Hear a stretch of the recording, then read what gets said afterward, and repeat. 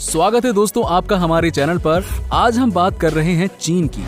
होशियारी कहें या चालाकी, बात तो एक ही है कि कैसे चीन के कर्ज के नीचे चल रहे हैं दुनिया के बहुत सारे देश। कुल 150 देशों को चीन ने कर्ज दे रखा है। इसका बहुत बड़ा हिस्सा ऐसा है जिसका जिक्र सार्वजनिक तौर पर नहीं किया गया। ये गुप्त कर्ज चीन को और ताकतवर बना रहा है। एक ओर चीन ग्लोबल ट्रेंड में तेजी से आगे बढ़ रहा है, तो दूसरी ओर अपारदर्शिता के कारण कई घालमेल हैं। किसी अंतर्राष्ट्रीय संस्था के पास इस बात की जानकारी नहीं है कि दुनिया भर में चीन ने कितना कर्ज दिया हुआ है। कई गरीब देशों में राजनीतिक स्तर पर ही लेन देन हो जाते हैं, जिसका कोई जिक्र नहीं मिलता। इसे गुप्त कर्ज कहते हैं। इस तरह से दुनिया में कितने ही देश चीन के उधार में डूबे हुए हैं। चीन ने दुनिया के 150 देशों को $1.5 ट्रिलियन का लोन दे रखा है। ये तो सिर्फ अनुमान है और ये डायरेक्ट लोन है। इसके अलावा व्यापार के लिए अलग सहायता दे रहा है। इस रकम को भारतीय मूल्य से आंके तो ये 11 नील 1,64,50 करोड़ भारतीय मुद्रा है।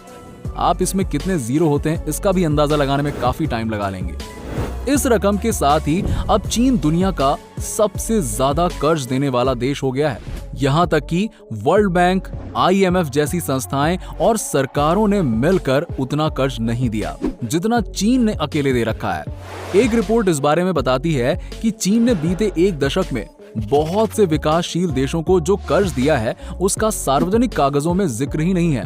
अगर उस कर्ज की बात करें जो पब्लिक है तो ये रकम जानकर भी आपके होश उड़ जाएंगे। सबसे ज्यादा कर्ज अफ्रीकी देशों को। कर्ज देने के लिए चीन की पहली पसंद अफ्रीकी देश हैं। इसका कारण है कि ज्यादातर अफ्रीकी देश गरीब और छोटे हैं और विकासशील हैं। अक्टूबर 2018 में आई एक स्टडी बताती है कि हाल ही में कुछ सालों में अफ्रीकी देशों ने चीन से ज्यादा कर्ज लिया है। 2010 में अफ्रीका देशों पर चीन का $10 अरब, मतलब अगर आज के हिसाब से देखें तो 75,000 करोड़ रुपए का कर्ज था, जो 2016 में बढ़कर $30 अरब, लगभग 2.25 लाख करोड़ रुपए हो गया। अफ्रीकी देश जिबूती दुनिया का इकलौता कम आय वाला देश है जिस पर चीन का सबसे ज्यादा कर्ज है। जिबूती पर अपनी GDP का 80% से ज्यादा विदेशी कर्ज है। इसमें भी जितना कर्ज जिबूती पर है उसमें से 77% से ज्यादा कर्ज अकेला चीन का है। हालांकि कर्ज कितना है इसके आंकड़े मौजूद नहीं है। हमारे पड़ोसियों को भी कर्ज तले दबा रहा है चीन।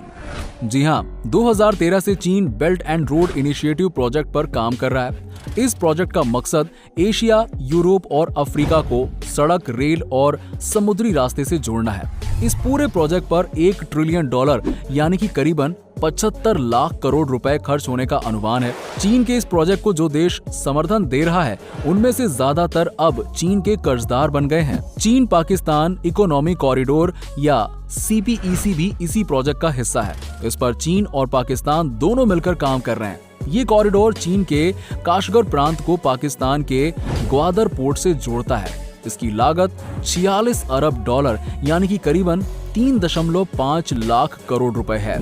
इसमें से करीबन 80% खर्च अकेले चीन कर रहा है। नतीजा, पाकिस्तान धीरे धीरे चीन का कर्जदार बनता जा रहा है। IMF के मुताबिक 2022 तक पाकिस्तान को चीन को $6.7 अरब चुकाने हैं। जाहिर है, पहले से ही गरीबी की मार झेल रहा पाकिस्तान ये बिल्कुल नहीं कर सकेगा। ऐसे में देर सवेर वो चीन के बोझ तले दब ही जाएगा। इसी तरह नेपाल भी चीन के इस प्रोजेक्ट का समर्थन कर रहा है। चीनी राष्ट्रपति शी जिनपिंग 2 दिन के दौरे पर नेपाल गए थे। ये लगभग 23 या 24 साल बाद पहला मौका था जब चीन के किसी राष्ट्रपति ने नेपाल का दौरा किया था।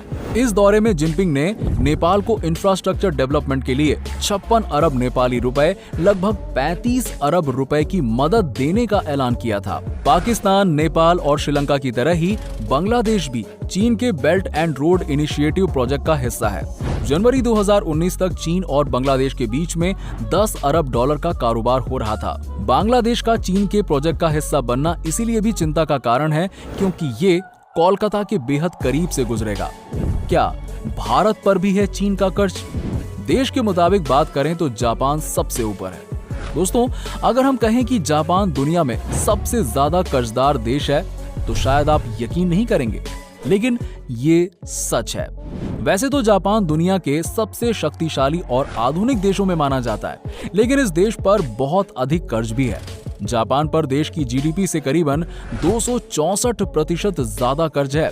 जापान अमेरिका और चीन के बाद तीसरी सबसे बड़ी अर्थव्यवस्था है, लेकिन 2019 तक आर्थिक मंदी और 2011 भूकंप की मार भी जापान को झेलनी पड़ी। उसके चलते जापान का कर्ज लगातार बढ़ता ही जा रहा है।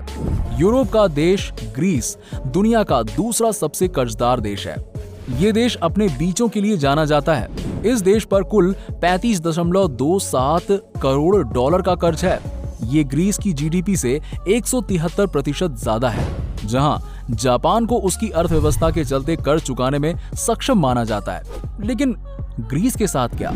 चीन क्यों देता है इतना उधार? वैसे चीन यूं ही भारी भरकम उधार नहीं देता है, बल्कि इसके पीछे उसकी एक बड़ी रणनीति मानी जाती है। दरअसल गरीब देश इंफ्रास्ट्रक्चर के नाम पर पैसे लेते हैं, लेकिन समय पर उधार नहीं चुका पाते हैं। ऐसे में चीन उनके यहाँ किसी बंदरगाह को लीज पर ले लेता है या फिर उनके आंतरिक राजनीति में दखल देने लगता है ताकि उसका फायदा हो सके। सिर्फ कर्ज ही नहीं, इन्वेस्टमेंट भी कर रहा है चीन।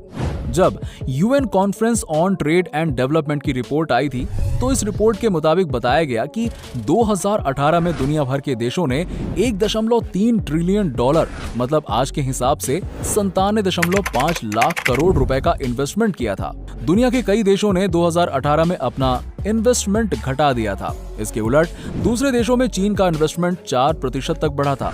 चीन ने 2017 में 134 अरब डॉलर का इन्वेस्टमेंट किया था और 2018 में 139 अरब डॉलर का, जबकि अमेरिका का इन्वेस्टमेंट घटकर 252 अरब डॉलर हो गया था।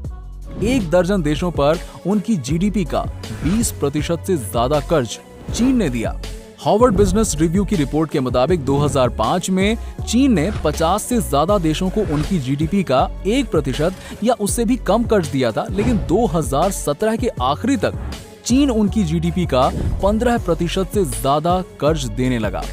इनमें से Djibouti, tonga, Maldives, Congo, Kyrgyzstan, Cambodia, niger, Laos, Zambia और मंगोलिया जैसे करीबन दर्जन भर देशों को चीन ने उनकी जीडीपी से 20% से भी ज्यादा का कर्ज दिया हुआ है। इसे कहते हैं debt trap diplomacy. Infrastructure development के नाम पर पहले कर्ज देना और फिर उस देश पर एक तरह से कब्जा कर लेना, इसे डेट ट्रैप डिप्लोमेसी कहते हैं। ये शब्द चीन के लिए ही इस्तेमाल होता है। इस पर चीन तर्क देता है कि इससे छोटे और विकासशील देशों में इंफ्रास्ट्रक्चर मजबूत होगा, जबकि उसके विरोधी मानते हैं कि चीन ऐसा करके छोटे देशों को कब्जा कर रहा है। अमेरिकी वेबसाइट हार्वर्ड बिजनेस रिव्यू की रिपोर्ट बताती है कि चीन शुरू से ही छोटे देशों को कर्ज देता रहा है। 1950 और 1960 के दशक में चीन ने बहुत से छोटे देशों को कर्ज दिया है। ये ऐसे देश थे जहां कम्युनिस्ट सरकारें थीं। जर्मनी की कील यूनिवर्सिटी ने वर्ल्ड इकोनॉमी पर जून 2019 में एक रिपोर्ट जारी की थी। इसके मुताबिक 2000 से लेकर 2018 के बीच देशों पर चीन की उधारी 500 अरब डॉलर से बढ़कर 5 ट्रिलियन डॉलर हो गई है। इस समय चीन दुनिया का सबसे बड़ा लेंडर यानी कि लोन देने वाला देश है। इतना लोन तो आईएमएफ और वर्ल्ड बैंक ने भी नहीं दिया है। दोनों ने 200 अरब डॉलर यानी लगभग 15 लाख करोड़ रुपए का ही लोन दिया है। दूसरे शब्दों में कहा जाए तो दुनिया भर की जीडीपी का 6% बराबर कर्ज चीन ने दूसरे देशों को दिया है। गुप्त कर्ज और भी ज्यादा है। अमेरिकी खुफिया एजेंसी की जानकारियों के आधार पर हार्वर्ड के जमा आंकड़े बताते हैं कि किस विकासशील देश ने चीन से कितना रकम उधार ले रखी है। इसमें खुले में किए गए कर्ज यानी कि विकास के नाम पर कर्ज और गुप्त कर्ज दोनों शामिल हैं। इसके मुताबिक दुनिया भर के देशों के पास चीन का 5 ट्रिलियन डॉलर से भी ज्यादा उधार है। चीन बचा रहता है रडार से। लोन पर नजर रखने वाली संस्थाएं जैसे मूडीज या फिर स्टैंडर्ड एंड पुअर्स निजी लोन देने वालों पर फोकस करती हैं। चीन सरकारी संस्थाओं के जरिए लोन देता है, इसीलिए लोन पर नजर रखने वाली संस्थाओं के रडार से बचा रहता है। इसके अलावा चीन पेरिस क्लब का भी सदस्य नहीं है, जो लोन में पारदर्शिता रखे। बता दें कि पेरिस क्लब कर्ज देने वाले राष्ट्रों का एक समूह है, जिसके पास प्रमाणिक डेटा होता है। दोस्तों, देशों को विकास के लिए और कल्याणकारी योजनाओं को लागू करने के लिए बड़ी वित्तीय संस्थाओं से कर्ज लेना पड़ता है। हर देश पर कहीं ना कहीं कर्ज होता ही है और इसमें चीन ने कर्ज लेने में तो नहीं बल्कि देने में खुद को सबसे आगे रखा।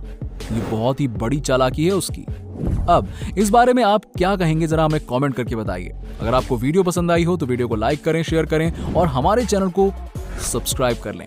मिलते हैं आपसे नेक्स्ट वीडियो में, तब तक के लिए नमस्कार।